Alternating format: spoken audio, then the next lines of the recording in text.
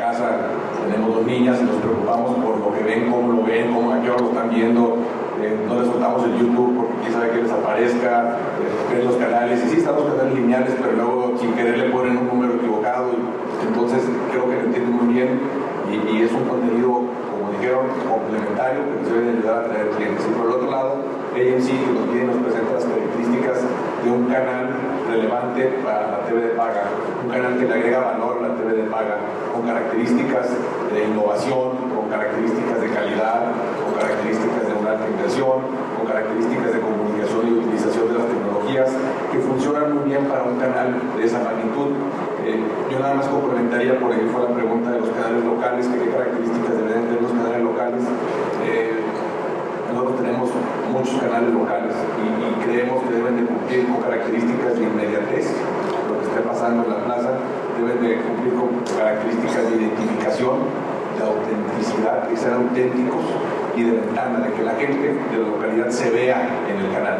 Y hay contenidos muy particulares que sirven para eso, los programas de revista, los programas de noticias, pero bueno, son naturalezas distintas de los canales, es lo que los hace ser relevantes para las redes de televisión de paga. Vamos a tener un pequeño break patrocinado por Cineclip y los esperamos aquí 15 minutos. ¿Alguna otra pregunta? Gracias. Este break es patrocinado por Esta y Cineclip.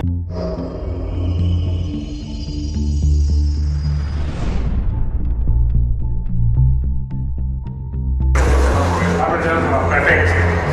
A ver, un poco lo que vamos a platicar el día de hoy, largo la siguiente hora, unos 45 minutos para luego dejar un rato de preguntas, es cómo estamos, cómo está el país rumbo a el año 18.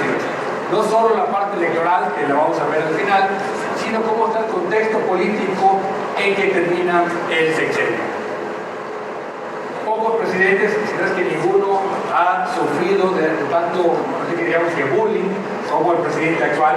Creo que en Echeverría no habíamos visto tantos chistes sobre un presidente, y eso que en aquel entonces no había memes, ¿no? Pero si ustedes se acuerdan, al final de Echeverría, un 4 de septiembre del 76, hace 40 años, fue la devaluación que empezó con el ciclo de crisis seccionales del país, que se va a ir repitiendo hasta el año 2000. Básicamente, digamos, en este contexto de fin de sexenio, normalmente todos los presidentes tenían un fin de sexenio complicado. Y en las épocas, digamos, del partido único, del partidazo, digamos, ¿no?, donde había un solo partido y el presidente designaba a su sucesor, justamente en el momento de nombrar al sucesor donde empezaba el declive del presidente. ¿Qué le pasó a Peña? Peña empezó muy bien, vamos a la primera lámina. ¿Sí? Peña empezó muy bien, siempre se dijo que era un presidente que tocaba por nota, ¿no?, que era un gobierno impecable, ¿no? Y si nos acordamos del primer año, trata de ser dignos de acordarse qué opinaban del gobierno de Peña Nieto, el primer año del gobierno, qué opinaban del gobierno de Peña Nieto en el 2013, cuando se empiezan a dar todas las reformas, cuando se crea este gran pacto por México para sacar adelante una serie de reformas que se habían buscado, por lo menos algunas desde la época de Zedillo, otras con Fox y Calderón, y que no se habían logrado.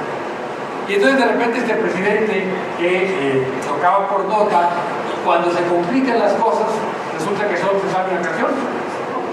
Sí toca por nota, pero una canción. El gran problema es que cuando el país les cambia, cuando cambia la situación política, ya no tienen una respuesta adecuada, ¿no? Entonces pasamos de este presidente que tocaba por nota al presidente más impopular que ha habido en la historia, por lo menos desde que se mide, digamos, la popularidad del presidente. Hay que acordarnos de esto de las encuestas, que es una cosa relativamente nueva. Empieza la primera elección con encuestas, es la de 88, si recuerdan que hubo las primeras encuestas de 88. La primera sexenio, digamos, lleno de encuestas es el sexenio de Zedillo, y a partir de ahí se está midiendo la popularidad presidencial. ¿Qué es la corrupción?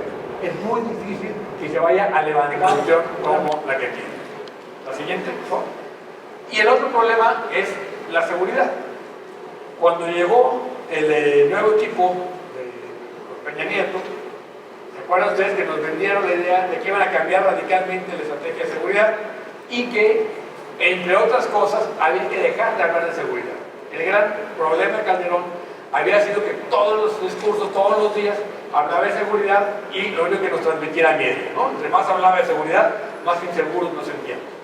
Y efectivamente, cuando entran, tienen un primer momento, digamos, de impas, en que todo el mundo se siente más tranquilo, que la percepción de seguridad es mayor, ¿no? O por lo menos no seguía aumentando esa percepción de inseguridad. Pero ¿qué pasó? Que a cambio de la estrategia anterior, lo que hubo fue una nueva estrategia. Nunca, en 4 años de gobierno que acaba de cumplir el presidente, ha sido capaz de formular cuál es la estrategia de seguridad que tiene este país. Está claro, dicen ellos, que no es la anterior, pero nunca, no hay un solo papel donde nos digan cuál es la estrategia de seguridad del gobierno de Peña Nieto. Y eso ha provocado que poco a poco la inseguridad vaya también aumentando como un factor de desconformidad y sobre todo que se ha salido de control toda la parte que tiene que ver con lógica territorial, el voto o el sentido político.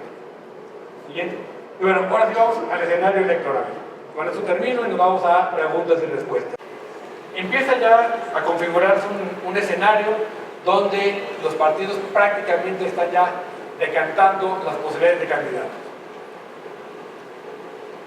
El PAN actualmente tiene solo 2 posibilidades: o Margarita, la esposa del presidente Calderón, o su presidente nacional, Anaya.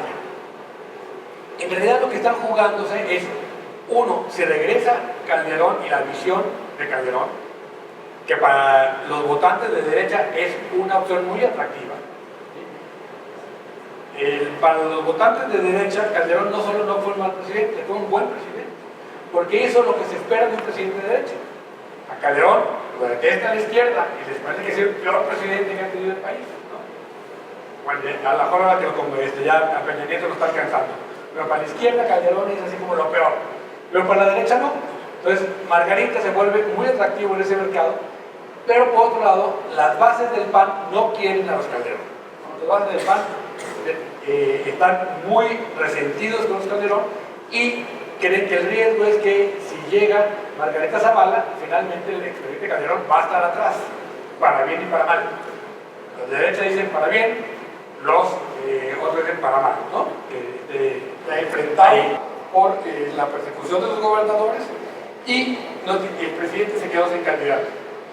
¿Quiénes eran los posibles candidatos del presidente? ¿No? Pues era Videgaray, era Aurelio Nuño, incluso se llegó a pensar que Emil era el candidato del presidente, pero no es Osorio Chong.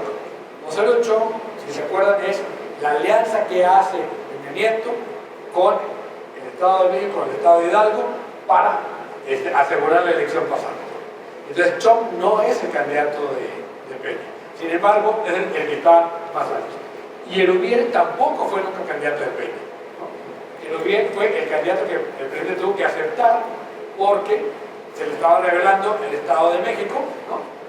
Tenía exceso de control y entonces suelta a Erubiel. Osorio y Erubiel son los que aparecen más altos en las encuestas, ¿no? Pero ninguno de los dos, vamos a verlo más adelante, realmente es competitivo. Y por otro lado, Manlio, que aparentemente fue el gran derrotado en la elección de junio pasado, tuvo que cargar con la derrota, sin embargo, sigue siendo el factor de cohesión de todas las fuerzas vivas del PRI que ya no están con el presidente. La siguiente, por favor. Andrés Manuel es el único que podemos estar seguros que va a traer la boleta. Si no hay duda, va a ser candidato de Morena. La pregunta es si es candidato de Morena y de quién más. Va por su tercera elección, se ve cansado, ciertamente ya no es el de hace 12 años, ¿no? Con la fuerza que tenía, la fuerza que enfrentó el desafuero que le intentó hacer Fox, ¿no?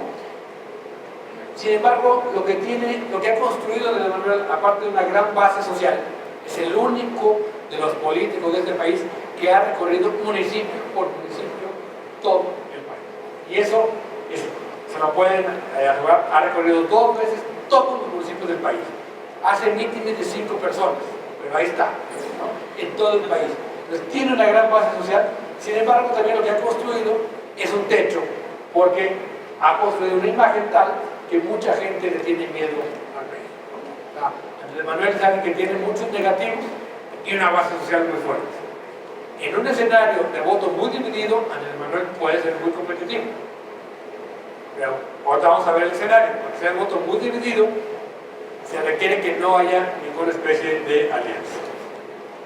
Y la otra cosa es que está ya entrando Andrés Manuel a su etapa amorosa. ¿Se acuerdan? Hace 6 años, justamente en esa época fue cuando empezó a hablar de amor, ¿no? Entra en su etapa amorosa para conciliar, ¿no? Todavía le quedan unos meses más de radicalizarse. ¿Para qué se radicaliza? Para fortalecer a su partido, para jalar gente del PRD a Morena, pero a partir de, digamos, enero, febrero del año que entra, va a entrar en su etapa amorosa y a pactar con el poder, ¿no? Eso que se llama la mafia del poder, él mismo va a empezar a pactar con los poderosos del país de cara a una posible elección en el 18. La siguiente. El PRD está en un momento muy interesante. En su peor momento, ¿se acuerdan la grafiquita que vimos de cómo caía el PRD? Es el partido con más negativos, está fatal. Está la encrucijada más interesante de su historia, porque los votos del PRD pueden hacer que el PAN o Andrés Manuel sean presidentes. El voto del PRD puede ser decisivo para una elección en 2018. Y entonces se convierte en el aliado clave, es la muchacha más guapa del baile, ¿no? Y todos la están cortejando, ¿no? De qué decida Morena o el PAN, eso puede en gran medida definir el escenario del 18. Vamos a la siguiente, vamos a ver esta gráfica, ¿no? Aquí. Esta es una encuesta de Consulta Mitofsky en El Economista, ¿no?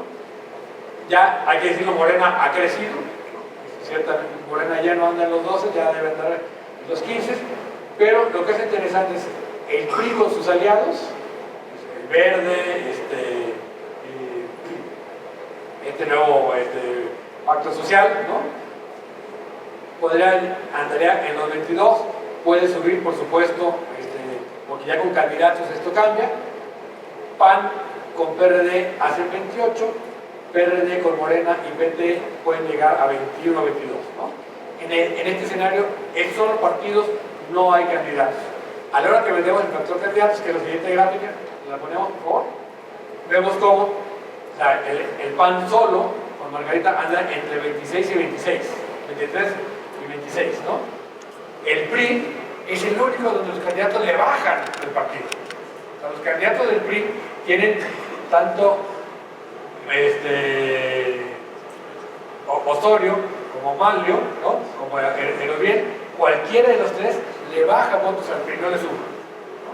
Y decía que el PRI, la gran tragedia del presidente es que no tiene candidato, es que cualquiera de los candidatos del PRI está por abajo del voto del PRI. Es algo muy similar a lo que pasó con Madrazo, la elección de 2006, ¿no? Y Madrazo, en vez de sumarle votos al PRI, le quitaba, ¿no? El PRD tiene más votos, tiene una diferencia terrible entre lo que es la opinión, ¿no? Aquí hay un crecimiento clarísimo de la mala opinión del presidente. Pasamos a la siguiente. Bueno, aquí vamos comparando cómo estaba contra Fox, Calderón y Peña Nieto. Me traje esta encuesta justamente porque ellos vienen midiendo desde el sexenio de Fox con la misma encuesta de la popularidad presidencial. Todo esto es lo que podemos llamar el efecto Casablanca. El gran estaba apoyado por el PAN, aunque no era candidato del PAN en la elección del 40. Pero ningún presidente, ninguno lo han matado, ninguno se ha enfermado, todos han terminado su periodo. Entonces, imaginar que el presidente no termine su periodo es una crisis muy fuerte en México.